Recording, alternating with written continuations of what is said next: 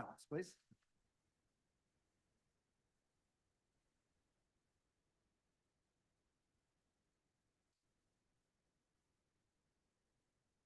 Thank you. All right, first order of business is approval of minutes from August 20th, 2024. Do I have a motion? Second. Any discussion, additions, deletions, corrections? If not, all in favor? Any opposed? The ayes have it. All right, next, Ashley River Crossing project update. I'll take the lead. I think that we also have Josh Martin, who's been involved with this project, and appreciate you all and the chair allowing for this general update. And I'll try and be somewhat brief and open it up for any questions that you might have. So you all are familiar with the Arc Bridge, Ashley River Crossing, short Arc, what we've been calling it. When I started looking at it, this is a fully funded project. It is currently on schedule. We are going to have a few change orders coming down the way because of some unforeseen utilities underground that will require some improvements. But the concern that I had when looking at this upon coming into office was not the bridge itself, because I think it's beautifully designed. I think it's an incredible amenity, and I think it's absolutely necessary for bike ped safety and connectivity. But the details on two fronts. One, where it landed on the eastern side, it currently is designed to come across the bridge, come across the river, run along the slip lane, and then cross where you see that arrow, the slip lane coming onto Lockwood, and have the bike ped folks congregate in that current island, which is dirt and constantly floods. And then you would cross B Street going, if you're trying to go to MUSC or the VA, or go north, you would go up Lockwood there and then cross again at the crosstown. So didn't really like that connection piece. And then also part of this whole dialogue centered around the conversations with the Army Corps of Engineers and the perimeter protection, what we call the battery extension. And when looking at what ultimately is going to be close to $100 million piece of infrastructure, this Arc Bridge, when you add everything together, it was concerning to me that we hadn't contemplated the future possibility of the perimeter protection or the battery extension or whatever you want to call it, right? So wanted to make sure that we weren't building something for $100 million and then 5 or 6 years later with another federally funded project have to come back and rebuild it because we hadn't thought through the elevation changes and the connectivity and how one would cross the other. So we started digging into that, and we've come up with a tentative solution that I think fits very nicely in with another initiative that the city's been involved with over the years that has never gotten off the ground, and that is the Ashley River Walk, which we currently have permits in hand to construct. And that is, in essence, a dock system that goes from ultimately goes from the city marina all the way up to Brittlebank and crosses under the Ashley River bridges via a floating dock. So wanting to make sure that, you know, these three different initiatives kind of tied in with one another, and they all kind of come together at that nexus there where you see this rendering of how it might work. And so in an effort to marry form and function, make things more safe, and to make sure that these three major projects were considerate of one another, we've come up with this idea where the bridge would now come to a landing point, a to be designed area, but we envision it being kind of like a deck area that would have a nice view. And the Ashley River Walk would pick it up going south and bring it down to the city marina and tie it into the city marina property, and also have access point underneath the bridge via floating dock and come into Brittlebank Park. So that's the gist of it. This right now, in terms of the Riverwalk, the Arc Bridge, would potentially result in a net savings because you're not building the bridge all the way to Lockwood. And you would use those savings towards the Riverwalk connection. And so, and all this would be done at an elevation that would allow for the battery extension when that is hopefully kicked off in the next 5 years. So with that, I'm happy to answer any questions that you might have, but I think this has been an elegant solution to a potential problem that could be coming down the road that frankly would have a little egg on our face if we built this and then had to reconstruct part of it for the next federal project. All right, any questions for the mayor, or any of the staff about sort of what's been presented here? Couple things. What about timing? How are we doing with getting this project going? As I understand it, they intend on breaking ground next month. So no timing delays right now. We have sat down with both state and federal DOT in terms of their grants and making sure that we're not in jeopardy of messing with that, because we certainly did not want to jeopardize the Arc Bridge and its completion in any way. The one condition that they're making is that we need to at least have, which makes sense, one of the connecting points at the other side. We don't want the bridge to go stop, not have a landing space. So we've been meeting with the contractor through that change order, as well as with JMT, the design firm who's doing the Arc Bridge, and also did under the city's contract the Riverwalk design. So part of the request tonight is going to be to extend or add to the JMT contract that exists for the Riverwalk to finalize the Riverwalk design. And I believe that number is somewhere in the $260,000 range, which would be to the north and to the south. And timing to your project? The Arc Bridge is still scheduled, and I believe that is a two-year completion from start approximately. So, Greg? How much do we have allocated for the Riverwalk, and then how much do we need to build it?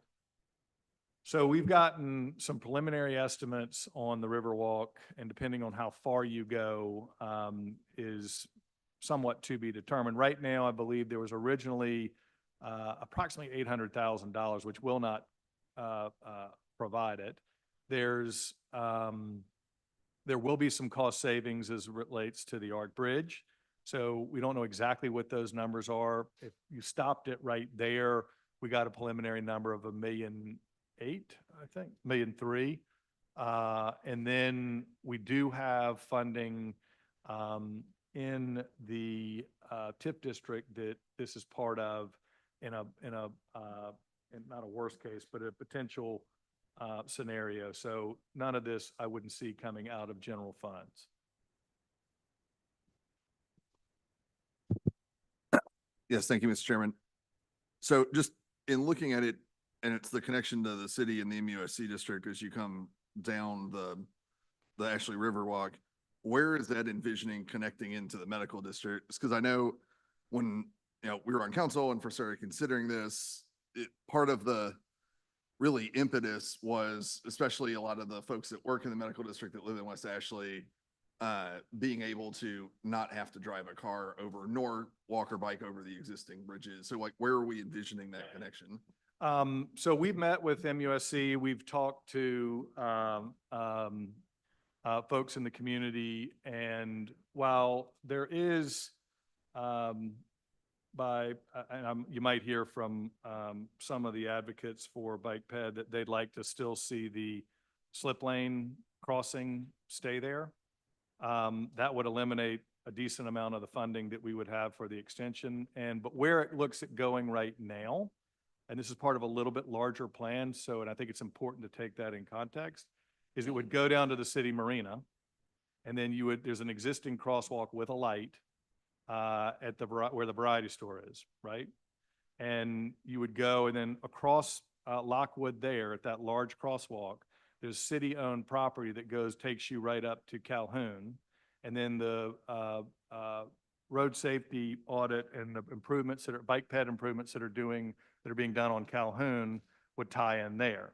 So it is, I'll admit, a bit of a circuitous route, but MUSC, when we spoke to them, likes it. And you're going to hear more about their plans for the Innovation District, which are really going to be centered on Calhoun Street, not on B Street.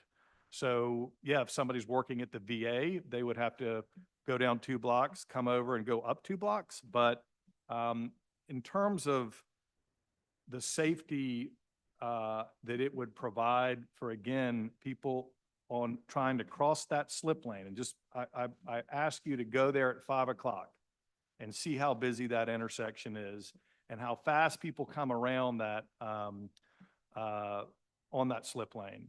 And we have real concerns on safety. And so, and it's not just us. When we met with federal DOT, because we did not want to get upside down with them or have them have any concerns. So they actually came down here, met with us, said, look, we're going to have to review this. They went out physically to the slip lane and looked at where the crossing would be, and they were without question in support of moving it down to where the existing crosswalk is.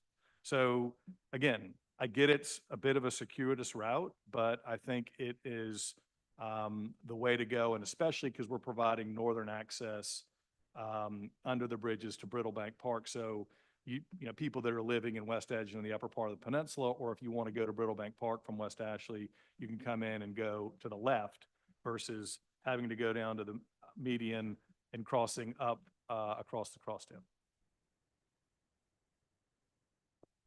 Any other questions? So just on this schematic, and I saw on the sort of zoomed in, it doesn't quite show it, where they have the dotted green line that go into the slip lane and all that. I guess I'm one of the people who would like to really see what possibilities are there. I mean, it is a long way around, obviously, and that route, when you go down, even when we get Riverwalk built, has got its own challenges when you get across at the marina and all that. It seems to me that we should take the opportunity to at least look at that slip lane, which is crazy dangerous. I mean, I drove over it this weekend. I looked down at my speedometer just driving. I was going 47 miles an hour. I didn't even realize it. It's about 2 lanes wide. So I'm hoping we can still keep looking at that and have some solutions that might get you straighter in. Yeah, I think certainly open to that. I'll be honest with you. Part of the besides the concern over safety, and again, people are hauling us going very fast around that slip lane. $5 towards the project. There we go. Okay. For the record, to be good. The worry I have is when you come around that and you put a flashing crossing light right there. I mean, I'm not sure. Anyway, it's a concern, right? And then one option that we have looked at is there's an opportunity with the Riverwalk to extend to Lockwood, but further down. There is an existing crosswalk there that nobody ever uses. That's lower, but around the curve, not on the curve. Yeah, and it ties into a sidewalk. So you could actually come down if you wanted to down to the existing sidewalk that could have some improvements. So I think that's a potential and certainly open to that. But having a lot of folks land at that B Street triangle there and try and get across, again, I invite you to go there morning or evening, rush hour. It is a disaster. And if you're pushing that thing, it's just going to back up all the more. And while we want to be very respectful and responsive and encouraging of the bike ped community, I also remember the vitriol that we got in the community when we talked about closing the Ashley River bike lane, one of the lanes, and you know the drivers and the commuters that are not bike ped went berserk, and it was kind of us against them. And so again, this is not a perfect solution, and if I were a biker, I would want to have every access point I could, but I do think that there and further congesting traffic is going to have a real negative response from the community that's driving their cars. And I would just say, I mean, I think I go through that intersection as much as anybody. I live right there, go back and forth. I think we can back into it from a safety perspective, regardless of what the ultimate formulation and what it looks like. This is an opportunity to slow that slip lane down, for sure. I mean, it is 2.5 lanes wide. I don't know what the roadway there is. It's gotta be 50 feet. I mean, it's a huge amount of roadway. People come off there side by side. It looks like on a Sunday afternoon, it looks like NASCAR out there. So I really do think we should still think about that, because getting that straight across, it's always been something that's been on our minds since we designed this. And it's an opportunity to make that intersection safer, and remembering that there's still going to be people in that B Street corridor that want to come across and go up, right? So not only do you have everything flowing this way, you've got a lot flowing this way that isn't just on cars. There's bikes, there's pedestrians, all looping up to go towards Brittlebank, the Joe, Hampton Park. So I would hope with the savings that we're realizing through this design that we can do something in addition there to keep traffic flowing, but make it safe, because it's not safe right now, period. Any other questions for the mayor or anybody in the staff? So it sounds like groundbreaking soon. We haven't really talked about funding, but this project's funded, right? I mean, okay. So you got a project that's going to break ground, fully funded, still some design to go on the Charleston side. But for those of us who've been sitting here for 15 years and waiting for this project to go, we're hoping that 30 days is coming sooner rather than later, and we'll go from there. But I'm hoping we'll get some more updates on that design on the city side. And I was just gonna say, as we talk about it, to continue to emphasize that it's not taking funding away from like road improvements and stuff. This Nope. was funding for non-motorized transport. And to just keep putting that out there, because the thing that I get hit with, and I know probably some of us in the outlying areas, is the like, well, why couldn't you just redirect this funding to do X, Y, or Z? And the answer is, if we didn't do it, some other community was gonna get this funding. And it's not for cars.